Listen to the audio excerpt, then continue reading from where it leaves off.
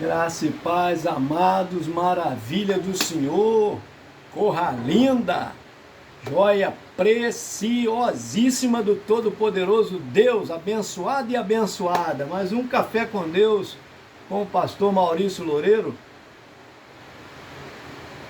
O café de hoje está lá em Esdras, capítulo 1, versículo 1 e 2.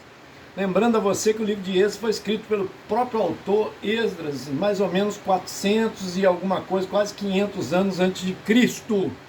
E ele traz relatos aqui porque é uma ligação entre crônicas, primeira e segunda crônicas, né? E o livro de Neemias.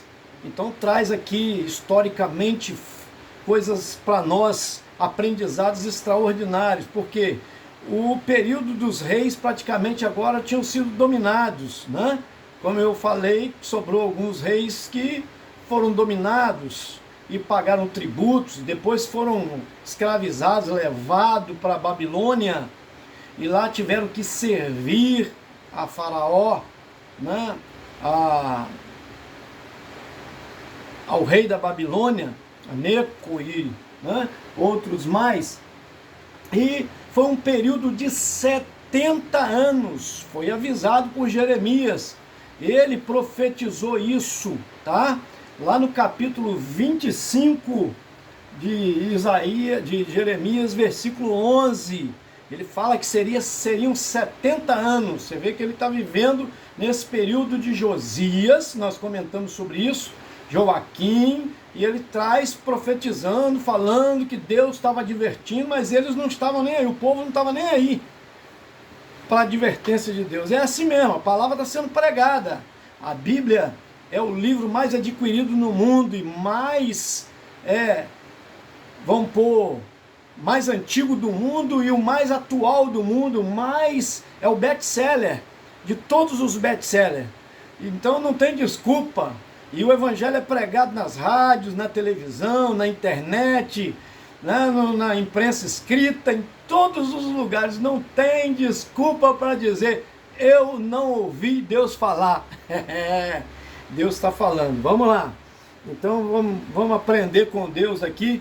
Mas antes eu quero te agradecer, você que se inscreveu no nosso canal, você que está compartilhando, muito tem me ajudado. Você que ainda não compartilhou, meu amigo, me ajuda, minha amiga aí.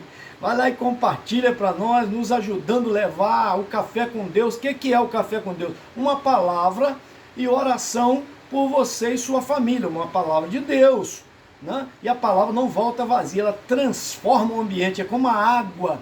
Quando está tudo deserto e a água começa a passar, é inevitável que a terra continue seca, continue a mesma coisa. Alguma coisa diferente vai acontecer, amém?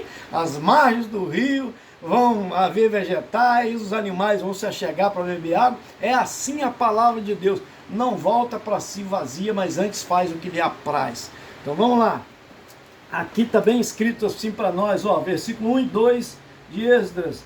No primeiro ano de Ciro, rei da Pérsia, para que se cumprisse a palavra do Senhor por boca de Jeremias, despertou o Senhor o espírito de Ciro, rei da Pérsia, o qual fez passar pregão por todo o seu reino, como também por escrito, dizendo, assim diz Ciro, rei da Síria, o Senhor Deus dos céus me deu todos os reinos da terra e me encarregou de lhe edificar uma casa em Jerusalém de Judá. Deus é tremendo, gente. Antes de Ciro nascer, 200 anos antes, Deus falou a respeito dele, falou o seu nome. Isaías, por exemplo, ele profetiza isso lá no capítulo 44, versículo 21 a 28. Olha como Deus detém a história, como Deus tem o domínio sobre todas as coisas. É isso que você precisa entender. O poder desse Deus, desse nosso Deus todo-poderoso, o Criador dos céus e da terra, não há outro. Seu nome, eu sou. Né? Tem um tetragrama que chamam aí de Jeová, Yahvé, Javé, mas ele é o eu sou, o todo-poderoso Deus. O seu filho chama Jesus, o Cristo, Salvador, Jesus de Nazaré, né? E o Espírito Santo que atua, que habita em nós, porque ele disse, Jesus disse quando veio à terra, Eu vou para o Pai, mas não vos deixarei abandonado. Enviarei outro, o Consolador, que estará convosco todos os dias. Ele é uma pessoa, porque ele intercede por nós, porque com gemidos inexprimíveis, porque ele tem sentimentos, ele se entristece, ele fala, né? Então ele é um ser, a terceira pessoa da Trindade. Vamos lá. Então esse Espírito Santo aqui está trabalhando na palavra para converter os nossos corações a Deus. Ele é responsável por converter o homem da justiça, de convencer o homem da justiça, do juízo e do pecado. Nós estamos no pecado por causa do DNA de Adão e Eva, que veio atravessando as gerações. Todos pecaram, diz a Bíblia, destituídos estão da glória de Deus. Ah, pastor, mas eu não pequei, eu não peco. Você já acabou de pecar quando você fala que não peca. E se você fosse melhor do que Adão como homem, Deus não tinha feito Adão, tinha feito você. E se você fosse melhor do que Eva, você mulher, Deus tinha feito você e não tinha feito Eva. Está entendendo? Eles representavam a raça humana e hoje o QI mais elevado é provado pela ciência, chega a apenas 3% da capacidade mental de Adão e Eva. Então se eles com a capacidade 97% a mais da pessoa, com QI mais elevado hoje, pecou, caiu, nós não cairíamos? Claro que cairíamos. A gente quer só transferir a culpa para os outros. Ah, não fui eu. Mas também você não morreu na cruz do Calvário. Você pagou os seus pecados? Não. Tem alguém que pagou por você e ele se chama Jesus de Nazaré. Então, presta bem atenção nessa palavra, porque ela é fonte de vida para você. A sua vida, ela depende disso, de decisões que você vai tomar nesta terra. Que a vida é uma prova para a eternidade. E a oportunidade que Deus nos deu de viver. Amém? Deus está tratando com o seu povo por causa da desobediência, porque Ele quer o melhor. Quem ama, corrige. Quem ama, castiga. O pai ou a mãe que não castiga o filho, vai ver o seu filho sofrer danos. O castigo é para corrigir, para que a pessoa não cometa um ato pior e sofra as consequências por aquilo. Então, quem castiga está sobre o domínio, tem o domínio da situação. Então está ensinando. Assim o nosso Deus está ensinando a sua nação, o povo que Ele escolheu, ensinando eles voltaram as costas para Deus, abandonaram os seus estatutos. Deus tinha dado uma terra para eles prometida, e lá na terra eles estão fazendo isso agora. Eles foram tirados de lá, foi destruída a sua terra. Nós falamos isso no último café. Incendiado as casas, incendiado o palácio, incendiado o templo que era de adoração a Deus. Mas eu louvo a Deus porque foram 70 anos. Por que 70 anos? Você já parou para pensar nisso? Eles deviam uma lei a Deus, eles deviam algo a Deus, e Deus está cobrando agora. Deus havia dito lá em Moisés, ensinado para eles, quando eles entrassem na terra prometida, que eles tinham que guardar um dia da semana, um sábado, né? E além disso, em 7 anos, o sábado até eles guardavam, mas em 7 anos, eles tinham que deixar 1 ano a terra descansar. Então, eles não fizeram isso, abandonaram essa lei, não quiseram saber. Só que 490 anos se passaram, Deus agora vai cobrar. Então, se dividirmos 490 dividido por 7, bate na sua calculadora e vê se não dá 70. 70 anos que eles estavam devendo para Deus. Deus colocou eles 70 anos no cativeiro. Porque 70 vezes 7 é 490, certo? 490 anos se passaram dos reis, né? Lembra disso? Nós falamos aqui, 487 reis, mas ainda ficaram mais 3 anos ali e tal. E Deus agora cobrou, está cobrando a conta a eles.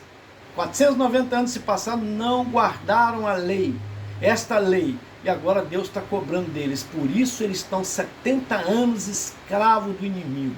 Mas Deus predisse, usando o próprio Jeremias, que era 70 anos, e o próprio Isaías, o profeta Isaías, lá antes, que foi cerrado ao meio por Manassés. Você lembra disso que eu falei? Ele profetizou dizendo que viria um libertador, 200 anos depois cumpriu, falou o nome dele e tudo. Falou que o seu nome seria Ciro. E ele veio da Pérsia. Deus deu graça à Pérsia de dominar o mundo, né? Foram os medos e persas que dominaram o mundo depois da Babilônia. Então agora eles estão invadindo, dominando todas as terras, inclusive Jerusalém, Israel, o norte lá, e também o reino sul, que é Judá, né? E tudo agora Deus toca no coração dele e fala até que ele é servo. Está escrito lá antes dele nascer, meu servo Ciro. E ele então decreta a lei de restaurar o templo. Ei, coisa linda! Deus não esquece das suas promessas. Deus tem um tempo determinado. Por isso que o sofrimento, se você estiver passando e for por algum castigo, tem um tempo determinado. Vai chegar o momento e você vai ser livre do mal e vai glorificar Deus. Mas às vezes você está passando alguma coisa que você não praticou nada de errado, porque vem os problemas para nós de uma maneira ou de outra. Já falei isso sobre justos e injustos, né? Vem a bênção, mas também o dia da calamidade pode vir sobre justos e injustos. Mas Deus sempre terá para você bênção se você se voltar para Ele. Amém? E esse Deus nos ama demais. Você vê que Ele agora não existe mais rei, estão sendo dominados, mas Deus está projetando lá na frente o Rei dos Reis, o Senhor dos Senhores, que havia de nascer e também foi profetizado por Isaías, chamado profeta messiânico. Aleluia! Oh glória! O profeta messiânico que fala de Jesus, fala o seu nome, fala que nasceria de uma virgem, né? Então, coisa linda, maravilhosa. Nosso Deus já estava projetando, preparando o Salvador que é hoje o Rei dos Reis, mas ele estava profetizando isso, uma grande salvação para a nação no futuro. Então, assim como Deus prometeu que vai voltar, o seu Filho Jesus veio à terra, morreu na cruz para nos salvar, mas ele disse que voltaria, e o próprio Deus também disse que ele vai voltar para levar os seus. Mas ai da terra e aqueles que nela ficarem, porque a cólera de Deus, a ira de Deus será derramada sobre as nações. E se você acha que eu estou falando demais, vai lá em Apocalipse, começa a ler o livro de Apocalipse, você vai ver que primeiro se abre o selo, são 7 pragas que virão sobre a terra, depois toca 7 trombetas, que são 7 pragas também, e depois derrama-se 7 cálices da ira de Deus. São 21 pragas sobre o mundo. Se hoje você está vendo alguma coisa por aí, acha que isso é terrível, você não imagina o que há por vir.